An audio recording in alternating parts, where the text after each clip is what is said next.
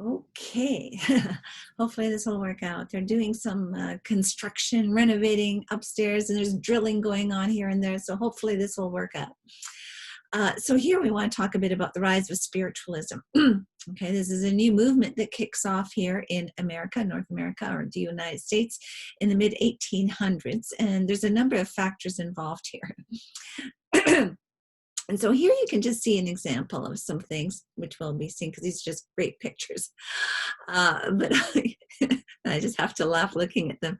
But the claim will be that, as a result of mesmerism coming into America, where we ended last lecture, was how in the 1830s it sort of spreads, where people were doing demonstrations of people undergoing a form of hypnosis or getting mesmerized.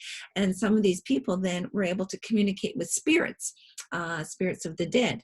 And so this is one of the key things that will lead to the development of what becomes known as spiritualism. And so then various people will start showing up claiming to be mediums who are able to communicate with the dead and also have them manifest and display their presence in some way.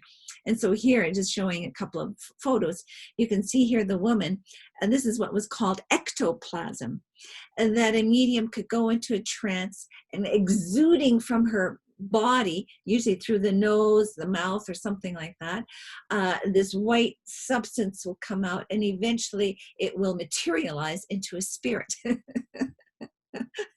I'm sorry, I just crack up over this. And so here you can see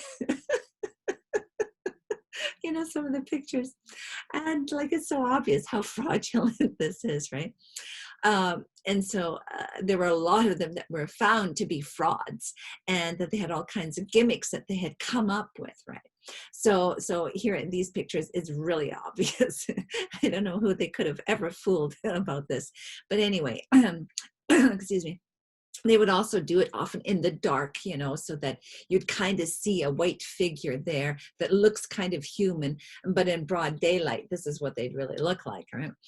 But then on the other hand, you'd have some interesting things here, like on the right, where this kind of field of energy emitted through this medium's hands. And that seems that it could have been more legitimate. And this is something that's going to characterize spiritualism, is there's going to be those who are actual frauds, and then others that underwent a lot of investigation and they couldn't find anything fraudulent about them, and were quite convincing. And that is, of course, what's going to be a key factor that's going to lead to the development of various associations or societies committed to the investigation of paranormal phenomena or parapsychology. Okay, that's what's going to come out of this. All right, so how the story, though, actually begins is with the Fox sisters. Okay, they're the ones that really became the celebrities initially associated with the rise of spiritualism, and often are seen as the ones that kick this off. Let me just see if I can move my picture here so you can see their faces.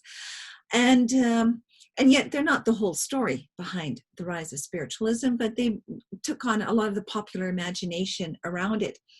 And so these are the three girls, the Fox sisters, Kate, Margareta, and Leah. And the story begins in a little house, as you can see here in the picture, in the state of New York at Hydesville, where on March 31st, these rappings occur.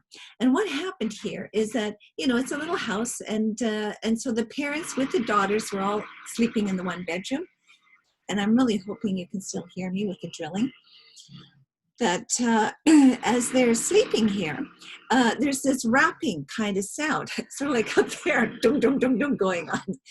And the father gets up thinking that it's a tree branch hitting against the house, or something flapping around the windows, and he fixes the curtains and does whatever, they go back to bed, and the rapping still continues, and he can't get it to stop. So then one of the girls says, "Oh, Mr. Lightfoot, do as I do," claps her hands. And then there's a rap, boom, boom, boom. And then the other sister goes, "Oh, Mr. Lightfoot, do as I do." And, and she does something like this. And then it's a boom, boom, boom, boom, boom. And this is how it starts. So that with these girls, when they would ask questions, there would then be rapping sounds as answers in response to their questions. And so from this initial event that started to then happen regularly with these girls, and then it started to invite the neighbors and other people would be involved. And to make a long story short, they started to create a code that, for the letter, it would spell out words. If it's the letter A, 1 knock for yes, or 2 knocks if it's no. And they would kind of spell out words. And so they got the story that this was a spirit talking to them of someone who used to live in that house, but got murdered in that house. And this sort of begins. And so from there, this message spread that these girls were contacting a spirit in this house, and it spread to neighbors and more people, and kind of went around. And then more demonstrations were made of this with other people in other places with these girls, etc. And so this becomes it really spreads and becomes popular. But in the meantime, though, as they're doing their thing, right, people elsewhere are experimenting with mesmerism, and they're forming what becomes known as the seance, as you can see here, where they form a circle, right? There'd be one person that would have the gift of going into a bit of a trance state to communicate with spirits, and they maybe link up their fingers, and it would be a dark room, and they'd call upon the spirit to show its presence, type of thing in the seance, right? And this starts spreading like crazy all over the place. So what happens is that a lot of this will start to get investigated by different people. And what happens is that the older sisters admit at one point to being frauds. And the way it got set up is that when they were being investigated, and trying to test them to see if it was legitimate, the researchers found that when the girls put their feet up on pillows, there were no rapping sounds that were able to come through. And so they confessed that they were able to snap their knuckles and their toes in a certain way to make a rapping sound somehow, but they'd have to be able to do that by having their feet against a hard surface of some kind. And if it's on a pillow, they couldn't do that. So a couple of them confessed that, yes, indeed, they were frauds. And this came out. But then later on, they renounced that confession. and they said they did that to kind of get back at the older sister because of some differences between them and jealousy and whatnot. And that really, they were just doing that to hurt the older sister, et cetera, et cetera. So there's all a bit of this kind of a story that goes on here. And so anyways, a movement spreads, all right, besides them. There'll be other people being involved, and this becomes a very widespread, hot movement.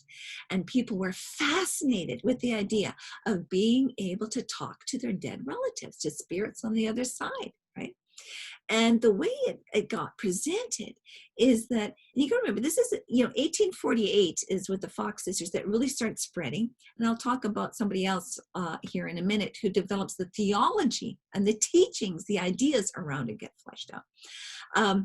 But what happens here is this is just at the time, and in 1859, Darwin publishes his Origin of Species. And that book and the theory of evolution, the idea that God did not create us, and that's why we're here, but instead we evolved from the monkeys, basically, right? And the whole theory of evolution, science, was now challenging the claims of religion, that there is a God who is the creator, and that's how we're here, right? And so we have increasingly at this time in the 1800s this battle between religion and science. And so what spiritualism is going to do, it's going to become a type of church. It's going to get itself organized as a type of church, as a type of denomination, okay, as a religion as such. And they're going to put forth always that what they are about as a religion is a religion that's based on science, that they will present scientific proof, evidence that we have a soul and there's life after death, and that religion is not mere myth and fables and outdated superstitious ideas. Okay, this is a key thing. And that's how they'll always be presenting them. And in fact, a lot of the new religions developing in the mid 1800s onward are always going to try to make this claim of being scientific. So we'll have the Church of Religious Science, Christian Science, or the Church of Christ Scientist. Or, you know, you'll have these sorts of things where they'll try to bring in science and religion together. Okay. But anyway, this is how it gets going, this movement. And the phenomena associated around it is that the spirits of the dead, they will make their presence known in some way. And there's two basic ways of doing that, either through mental phenomena, and as you'll see, the next one is physical phenomena. Okay, so now let me go back. Good. Okay, mental phenomena entails where the spirit's presence will be made known, will manifest largely through the medium's mind. Okay, so that the medium, the person who's communicating, the spirit is communicating through this person. They are the medium, right? The media through which there's this communication happening. They will sort of be channeling the spirit, where the spirit will be able to speak through them, through words. Maybe the spirit will put into their minds images, and they will see visions, they'll see pictures, they'll see a figure and describe, oh, I see, you know, I think, you know, your grandma Betsy in her red apron with a bun on her head, you know. So they'll be able to see images, hear words, okay, know things that they really shouldn't be able to know, and that's being revealed to them by the dead spirit, you know, that like I think how I had mentioned before with Swedenborg, that, you know, a certain object is in a certain place, and this is what you're looking for. You lost it here, or you lost it there, those sorts of things. And it can also manifest through like what's called this inspirational writing, or what many today would call automatic writing, where the spirit kind of takes over and you just start writing. And you don't even know what you're writing, but it's just coming through. And then later you read it, it's like, holy crap, where did this come from? I didn't know all this stuff. Okay, it's inspirational writing. It can happen through painting.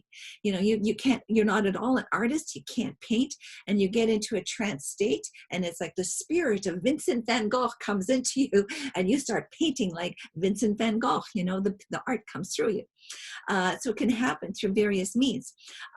Predictions, like psychics, seeing things in the future, you know, getting visions of what's about to appear. Glossolalia, speaking in other languages, language that you don't know. All right. There's some very famous cases of this, speaking in certain dialects in various languages that you just did not know. But when you go into a trance state and the spirit comes into you and starts speaking through you in these other languages or dialects, right?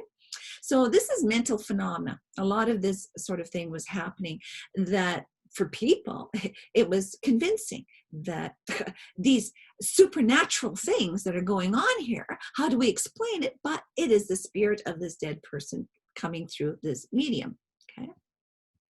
Then the other type of phenomenon is physical phenomenon. This is sort of that picture that I showed you in the very beginning, that spirits will make their presence known by affecting matter itself, affecting physical objects. And one thing that was very popular at the time was table tipping. And that is what you can see here in this picture, with the table kind of tipping one way or other, actually levitating and things like this. Okay. And to the right, here's another picture of ectoplasm. Now this looks like it could be a bit more legitimate, of some kind of a foggy substance starting to come out of the medium, and this essence that comes out of them. You know, did you ever see the movie Ghostbusters? You know, they have that ectoplasm and all that stuff, Ghostbusters stuff. Okay, you guys see the movie. It's a great movie anyway, really old. But ectoplasm showed up a lot in that film. But it's this kind of fuzzy, foggy stuff that eventually becomes more and more material-like, and that the spirit is able to draw this essence out of the medium and then manifest through it, make its presence known in a miraculous way through pulling out this kind of it's almost like taking some of the energy from the medium and start materializing that energy to take on certain forms, okay? And generally it's held that for a medium who goes into such a deep trance and allows this to happen to them, that it very much weakens them and it's dangerous and they could potentially die. And they're totally exhausted after, like it really has a physical effect, is sort of the story here. But this is ectoplasm. Okay, that's another aspect. But what also was very common at this time was, maybe a trumpet horn being in the corner and the spirit would speak through the trumpet, right? Rapping sounds, boom, boom, boom, boom, like I mentioned earlier with the Fox sisters. Today, instead of a voice speaking through the horn of a trumpet, it would be a voice speaking through electronics, having a tape recorder kind of going.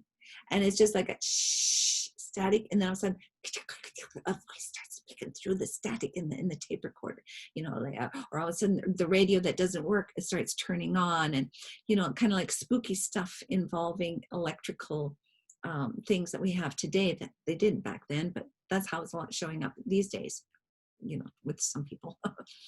What was also very common was called slate writing, where you'd have, two pieces of board or whatever, and then there'd be a piece of paper in the middle, and it would be kind of tied together, and then the spirit would supernaturally write a message on that paper once you open up the, remove the slate type of thing. What became very popular, which probably a lot of you know, is the Ouija board. Okay, the Ouija board is the two words meaning yes, French, oui, ja, German. The board that has the alphabet on it. In fact, I have a picture of it somewhere. And, has all the letters of the alphabet. And then you'll have something like a little plate thing that you lightly put your fingers on, two people, and it moves and spells out the words on the alphabet. It'll spell out words giving you messages. And because there's two people touching it, it's not like one can control it. Okay, it's like you're both being guided by spirit to do it. You just surrender without knowing what it's going to say, and allow it to spell out the words. And what's so interesting, this is a very ancient thing. I've found Roman references to doing a similar thing, but with a pendulum. You'll have a string with something tied at the end, and it will swing out over the alphabet and spell out the words. That you find Roman sources making reference to that. And when I do Chinese religion in one of the films that I've shown, it's in a Taoist temple where they're doing a very similar thing, where two fellows are holding up a chair. And they go into trance, and the two fellows holding up a chair, one leg of the chair will spell out Chinese characters on a table, and somebody will be writing down, and that's how they're getting a message from a dead person. Okay, so there'll be various things like this, all kinds of techniques of how the spirits then can communicate physically. And then also sometimes things like the smell of flowers is very common, or smoke. If somebody was a heavy smoker, the spirit was a heavy smoker, this person in their life, you'll smell the cigarette smoke, and maybe a certain kind of perfume that a woman always wore, things like this. Okay, so there's various forms of physical phenomena. And that's largely, again, the medium is calling upon the spirit to make its presence known, and then usually communicate some kind of a message to the people there. And usually it's a spirit that is connected to somebody there, like a dead relative of some kind. Okay. And so what happens, in order to address the issue of frauds, okay, a lot of fraudulent mediums, using what becomes known as parlor tricks, where, the table could be tied to a string and somebody is pulling the string to make the table tip, and this fake ectoplasm and whatnot, various things that were done. But in order to deal with this, what spiritualists did is they formed an organization to screen mediums to ensure that they were credible. They had to prove that they were legitimate and had legitimate abilities to contact the dead, that they weren't frauds. They would be tested and proven as such in order to become a part of what becomes known as the National Spiritualist Association of Churches. And that is in 1893 when that gets established, okay? And so a medium had to prove themselves as being a legitimate and authentic and be tested. And only then could they be a medium representing, being a part of the spiritualist church, and they become ministers basically in the church. And so they start developing services where in the service, the medium is also the minister. And a key component of the service is the medium giving messages to people in the audience, demonstrating, they're connecting to a dead relative of some kind of theirs. Okay. And that still is today, where you have various spiritualist churches like this, and something gets established in here. And this is their 7 principles that they hold to. The father, motherhood of God, that they believe in one God, the unity of humanity, that we're all the children of God, brothers and sisters of, as humanity, as children of God, me too, that we can connect with spirits and angels, okay, with these other beings on the other side, that we're able to communicate, connect with them in various ways. And then that there is the continuous existence of the soul, both human and animal souls. And this is where I'm going to talk about next, somebody who develops the teachings around these things, okay? This is a part of spiritualism. But that's going to be a combination. When you die, it's not just this one life and then that's it, no more you. You will continue to exist and continue to evolve, progress, and develop onto other levels of reality, okay? And everyone's personal responsibility. You're responsible for your life, your moral choices, and what you do. And there is compensation. There's retribution. It's karma. All right. You're going to get back whatever you put out. Okay. It's sort of like the law of karma. Whatever good or evil you've done, that's going to be a payback. You'll either, if you're a good person, you move up onto a higher level in terms of the afterlife. Evil people go down to a lower level, a type of purgatory.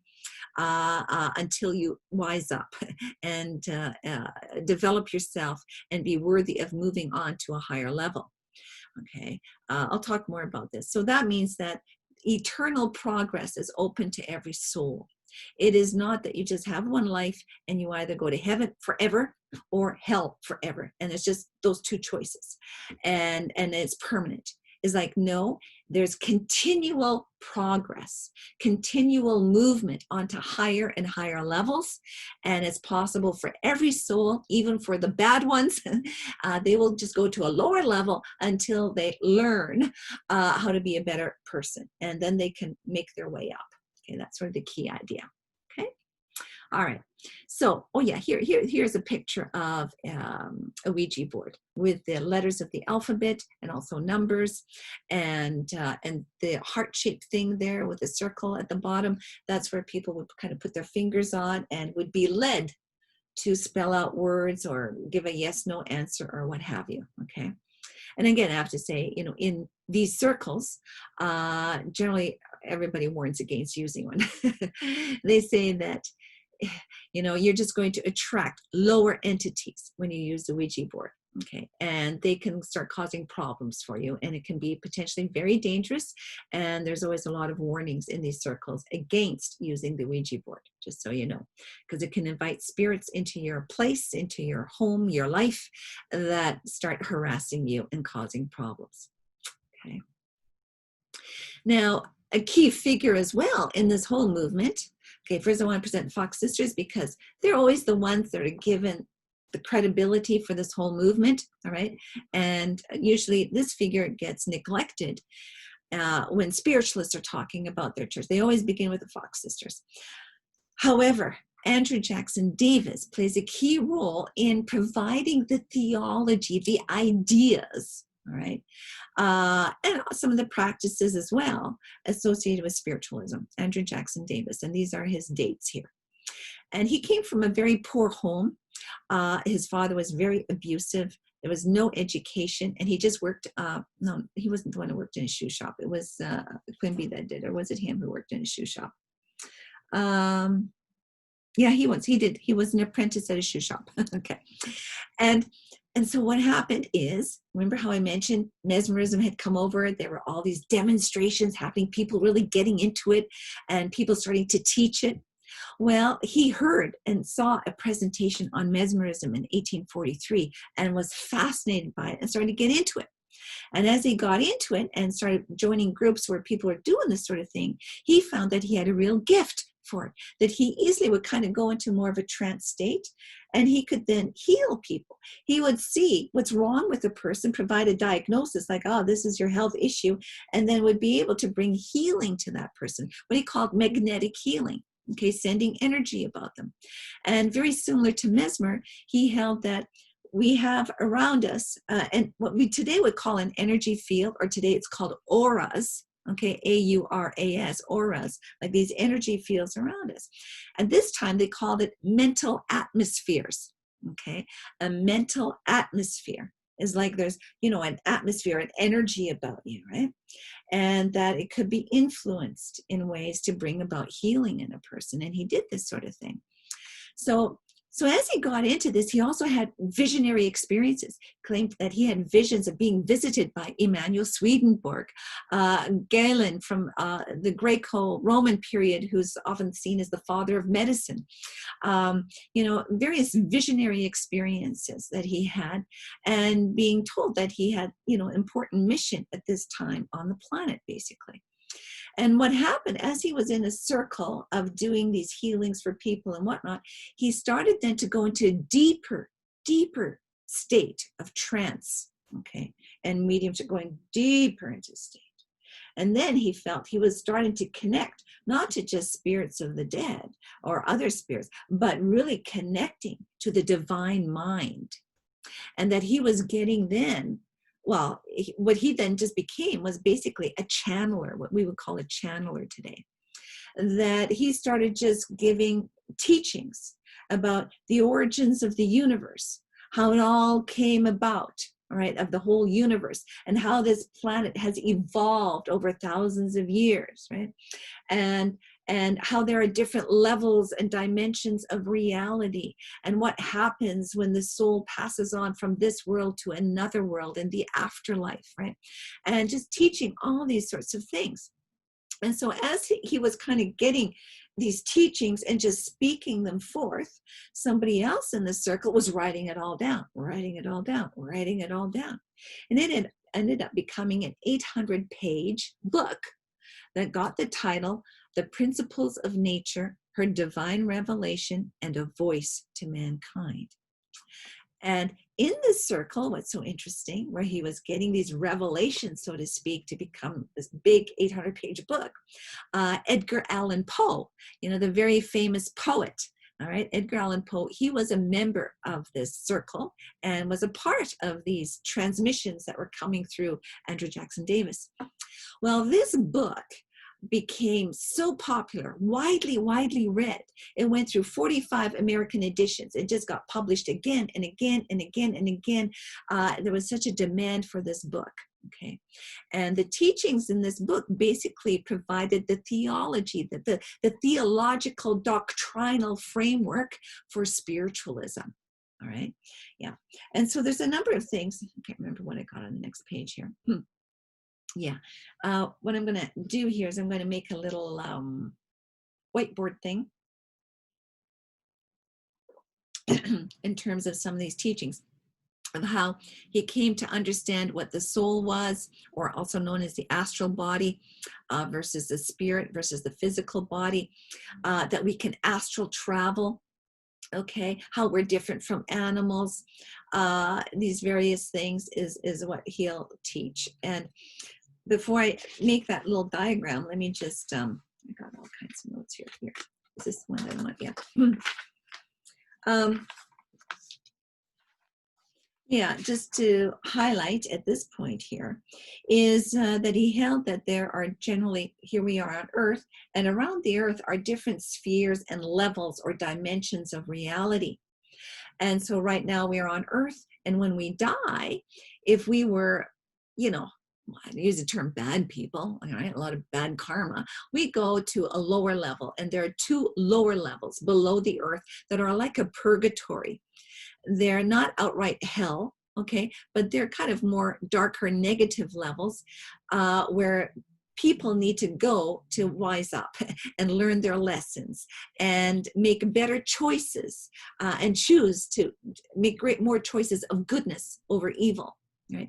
And so as they learn that in these lower levels, then they'll move up to the third level above earth, which what most people equate with heaven, that he called Summerland. And I think, yeah, there you go. Heaven is just one level referred to as Summerland. That's on the last little line here. Okay. And that's the third sphere. And there he described that it's densely populated. This is where most people go from this life. Okay, and it's just like here on Earth, but the colors are more vibrant. You'll see fields and trees and animals and birds and, you know, nature, and people are just the way they are here on Earth. They're male, female, they look like you. Okay, it's usually what people would think of as heaven. And most people who have near-death experiences or have an experience of, you know, going to the other side, but then they're resuscitated and they're brought back to Earth, a lot of the descriptions they have would be of this realm known as Summerland, okay, or what most people call heaven. It's just like on Earth, and there people are almost living like here on Earth, but there isn't pain, there isn't suffering, there isn't evil. You know, it's just a very nice, good kind of way of living there, basically, it seems. However, that's not the end point. Heaven is not the end point. From there, he held, you go on to yet higher levels, okay? That there's another, altogether, he held there were 7 levels and spheres. Now, I don't know what they're all described at, but, you know, he called them all the ultimate, the 7th sphere, he called the Christ sphere, okay, the Christ sphere. And that's where you're fully in divinity in some way. But the key point he made is that humans are on a journey of progress. Okay, and so this is really important here because, again, you got to keep in mind here in America and in the West, Christianity is the pretty much dominant only religion around. And this is a radically different kind of way of thinking about the afterlife. All right, as opposed to you live once, you either go to heaven or hell, end of story. Catholics, I mean, you go to purgatory for a while and then either heaven or hell, right, or whatever. But this is a key thing. This is radically different, okay, a major shift in thinking. So, and he also was the first to develop the idea that, and now here I had it, let me just see here. Hold on, I'm always going on the wrong sheets. Yeah, that, so again, I go into too many detail here, but that goodness attracts goodness, evil attracts evil. And this whole idea of resonance and what later becomes known as the law of attraction, he's the one that first develops that idea, okay? And that what we generate in terms of our mental atmosphere, our aura, our energy field, okay, that if it's healthy and positive and loving, it will then attract the equivalent. It will attract goodness, okay? And we will then be in harmony with the good. And this is why this movement, sometimes is referred to as harmonialism, because the emphasis was to be in harmony with God, with God being that which is good, God being that which is loving, God being that which is healthy, all right? How things are meant to be, which is good and healthy and abundant. You know, that is the nature of divinity. That is by design what is meant to be. And if you in your energy field are in harmony with that, in alignment with that, you'll then be receptive and attracted. You will be living in that reality. So the goal becomes one of coming into harmony with that. And that's then how you attract it. Okay, it becomes known later and very popularized as the law of attraction, especially in the movie The Secret that comes out decades, almost not 100 years later. Yeah, over 100 years later. Yeah, The Secret, okay, in terms of the law of attraction. So he's the one that kind of starts spelling out these sorts of ideas, okay? And also another idea he developed is the idea that we have soulmates, okay? And of course, it's a concept of soulmate is very ancient. It goes way back to Plato. But here he saw it a bit differently. Plato held way back that, and there was a sort of a part of Greek thought at that time, is that the soul, which is eventually spiritual in nature, was a union of masculine and feminine, male and female, before the soul is brought to earth and incarnates. When the soul is brought into earth and incarnates, it splits into 2. So you'll have the male part over here in a male body and the female part of the soul, or the feminine part of the soul, embodied in a female body, okay? And then, since they're separated, the male and the female will always be searching for each other on a quest to find their soul mate. And it's like they won't be totally at peace and totally feel good until they're linked back to that oneness that they originally were before they incarnated on earth, right? So that there'll always be this drive, this search for our soulmate. That was sort of the idea of Plato, because originally they were one and they've been separated and they're seeking to return to that union. Okay. In some ways, it's a bit similar to what we, not in this class, the other class, Hindu Tantra, in terms of Shiva and Shakti, the male and female coming into union through Tantra, right? You know, some similar ideas there. Now, for Andrew Jackson Davis, he held that this masculine feminine idea is something that's prevalent throughout all of life. That you had this world as a creation is a result of a union of spirit and matter. That God is spirit in a sense, God as spirit, but also this material world is also God, okay, is divine. And that it's the masculine divine is spirit, the feminine divine is earth and matter, heaven and earth. So heaven as divine masculine and earth as divine feminine, through their union, have created this world. Okay, this world is a creation of the union of the masculine and the feminine divine. Okay, and as that is the case on a cosmic scale, then we humans are also playing that out on a microcosmic scale, where male and female are seeking that similar kind of union. Okay, as the creation is a union of the masculine and feminine.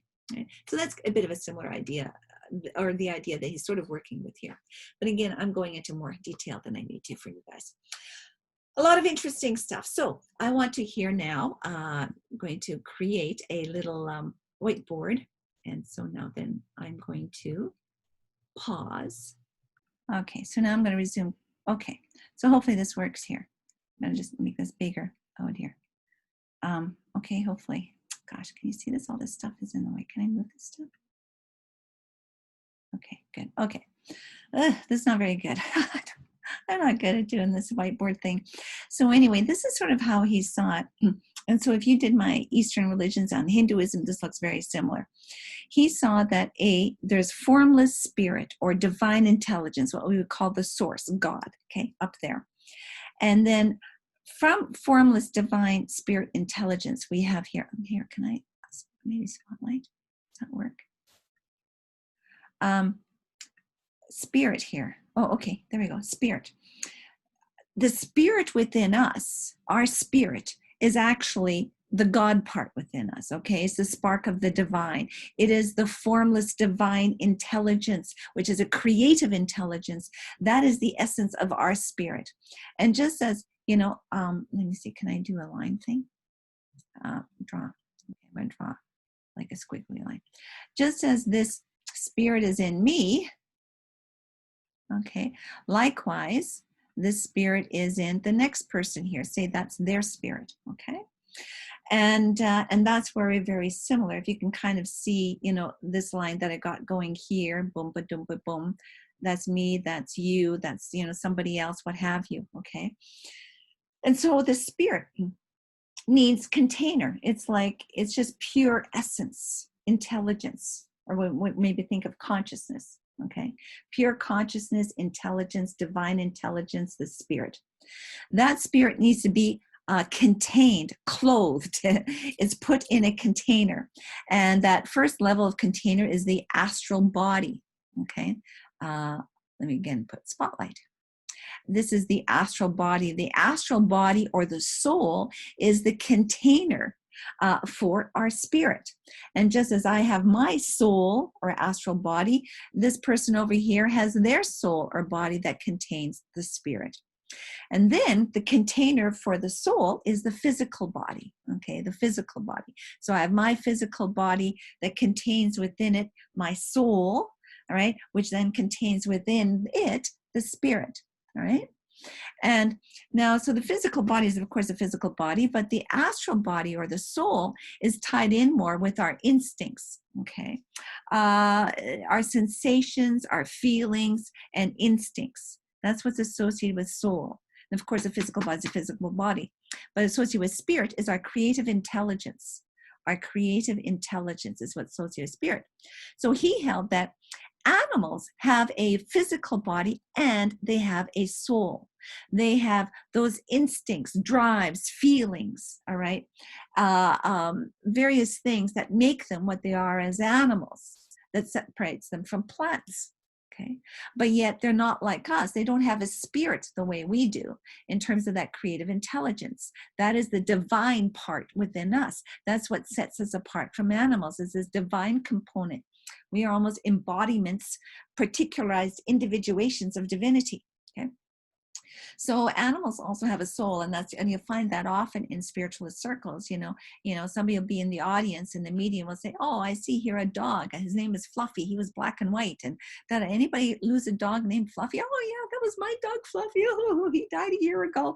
And just to let you know, he's happy up there in heaven in the Summerland. Okay, and so there'll be a lot of experiences that people have had of encountering pet souls, spirits of dead animals. Right? I could tell you stories about that, and I will tell you one right now. For example, years ago, somebody wrote a book called Pet Souls, and then was being interviewed on the radio, and I listened to him and told a couple of stories of how this woman was sitting on her couch watching TV, and out of the wall on one side, a cat came walking right out through that wall, and that cat walked in front of her and into the wall on the other side of the living room. And she like, "Am I seeing things?" Well, the thing is, she had her cat laying next to her on the couch, right? And she saw that her cat was also, so she knew she wasn't seeing things. Her cat also saw this ghost cat walk across the room out of one wall into the other, right? Anyway, there's lots of stories. I could spend an hour talking about stories like this, just to give you a bit of an idea. So there's many people have experienced souls of dead animals, never mind dead humans, also of dead animals. Okay, so this is an idea here. Now, Andrew Jackson also held that what connects the physical body with the soul that contains the spirit is an astral cord.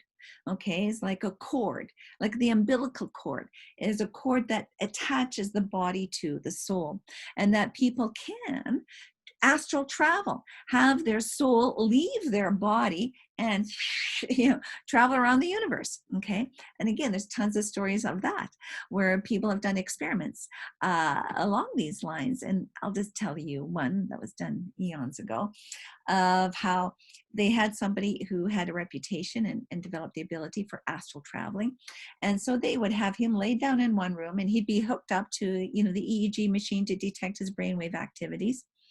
And so he says, "Okay, tonight we want you to astral travel, have your soul leave your body while you're sleeping during the night at some point, and go through this kind of pathway corridor thing into this other room and see what is up on this top shelf, and also note the time." Okay. And normally, if you're just walking in there as a normal person, there's no way you can see what's on that top shelf. You would have to be able to, levitate to see what's on that top shelf. And also to leave the one room where he was sleeping to go into this other room to see what's on that top shelf. He had to pass through this doorway that had some kind of a gizmo machine that could detect any kind of change of frequency of some kind of energy field passing through that doorway. Okay, so then what would happen is he'd be sleeping, and then at a certain time of the night, his soul would leave the body, and the pathway, the doorway machine would go zzz, and he would then go and see what's in there, see the time on the clock, see what's on that shelf, and then come back into his body. Then they'd be able to correlate with what happened in terms of his brainwave activity when he was astral traveling, when that machine thing in the doorway triggered off, that there was some kind of energy passing through it, and if that correlated with the time that he said that he saw what was on the shelf. Right? Again, it's a bit complicated, but there's been studies like this done, all right? And which is very interesting, along with all kinds of stories about people knowing things and even moving objects to show that, listen, I came and visited you last night, wherever you were, in another city, and I made the book fall off the shelf, right, last night while you were, sitting there in front of your fireplace or something. Right? These kinds of stories you'll find. So this is sort of the stuff here that's associated with spiritualism, that Andrew Jackson Davis, even though he's not widely known in public, he's a key figure in developing a lot of these ideas. And as I mentioned, his book went through 45 editions, being read and gone out of print again and again, and republished, new editions, just 45 times, in just those few years, and really had a huge impact. And this introduced all kinds of new ideas into the religious landscape of the time that's associated with spiritualism, that led to the idea that we have these paranormal abilities, these sort of spooky things that can happen, that these are all possibilities for us that indicate that there is something more to the self than just this physical body, something of a soul that can transcend it, and that there are these superpowers that we can access. Okay, again, that's what it's all about here, and this is what he really introduces. Okay, so let me just see here. Let me go back to that other slide. Now let me just pause as I figure this out. Now, how do I do this? Pause. How do I pause? Where am I here? Okay, yeah, I got to move this. I know I'll do that. And then pause. And I need to stop the share. And I'm here. And I don't know, do I have anything else on the other screen? I'm going to share screen. And I'm not going to go to the whiteboard. I'm going to go to Chrome. And ta-da. Okay. Okay. Okay, let me just go back. Oops. Okay.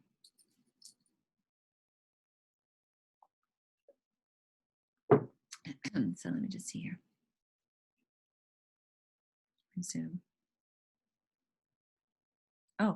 Oh, I thought I had paused recording. I guess I didn't. I'm still recording, am I?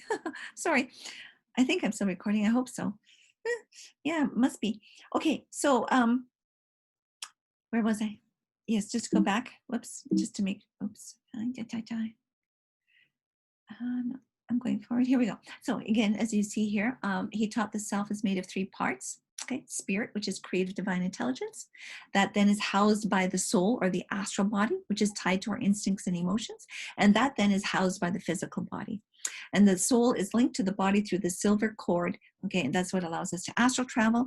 Animals have souls, but not spirits. Therefore, they do continue on the other side. Oh, and people have near-death experiences. They'll kind of, they have some kind of, accident and they die for, half an hour, or whatever. And then they go to this other world. They'll see some dead relatives and they'll see, oh, there's their dead dog that they had as a kid or whatever, and running up to say hi and all this sort of stuff. And then they come back to Earth, very common. And this is what they're describing, what he would call Summerland. Okay, this is a very universal experiences that people have here, which is quite interesting.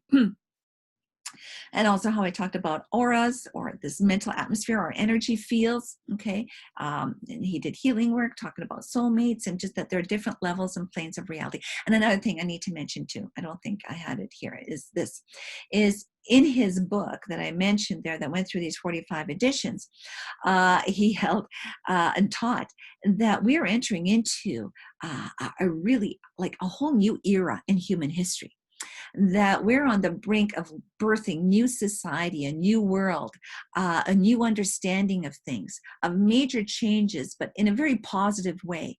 So it provided really kind of more of a utopian vision of where we're going. He didn't use the term new age, like this wonderful new age, but the ideas associated with it of just humanity moving up to a higher level in its journey.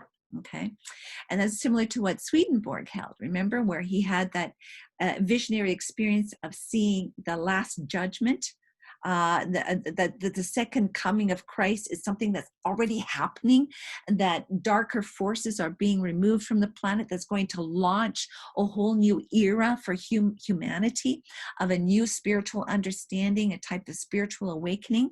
Okay, that's what Swedenborg held. A very similar idea here with Andrew Jackson Davis. Okay. So this spiritualism is a huge movement in the 1850s, okay? Widespread, like honestly, people were going crazy about it. However, it went into a decline, first of all, because of a lot of frauds, a lot of fraudulent activity that where it lost credibility for a lot of people. But yet a lot of people were still into it because there was a lot of, credible things as well for some people's experience. But a huge factor as well, though, was the American Civil War that disrupts here in the 1860s. And with the Civil War taking place, like everything gets shut down, okay?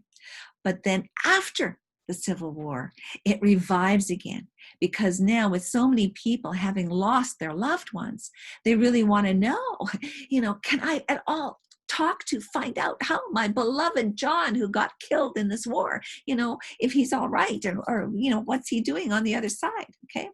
And so this leads to a revival of spiritualism.